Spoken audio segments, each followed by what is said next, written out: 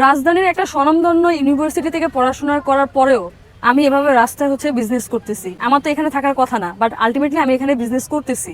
আমার তো কি একটা সরকারি ভালো একটা পজিশনে জব করার কথা, প্রাইভেট কোম্পানিতে ভালো একটা পজিশনে জব করার কথা, বা ভালোভাবে কি বিজনেস করার কথা, কিন্তু সবকিছু কিন্তু হয়ে উঠছে না। আসলে কেন হয়ে উঠছে না? এই যে মনে করেন 16 বছর ধরে আমরা পড়াশোনা করছি, আলটিমেটলি এটার ভ্যালুটা কি রইলো?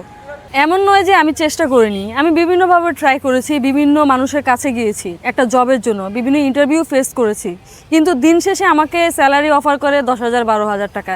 একজন গ্রাজুয়েট করা স্টুডেন্টের স্যালারি কি 10-12,000 টাকা? আমি তো আমার তরফ থেকে যথেষ্ট পরিমাণে চেষ্টা করে আসছি, তারপরেও দেখা যায় এক্সপিরিয়েন্স আছে, এক্সপিরিয়েন্স থাকার পরেও দেখা যায় সর্বোচ্চ গেলে 15-16,000 টাকা দিয়ে গিয়ে শুরু হয়। আসলে আমাদের ফিউচার কি? এই যে 16 বছর ধরে পড়াশোনা করেছি, এটি কি 16,000 টাকা বেতনই আমাদের ফিউচার?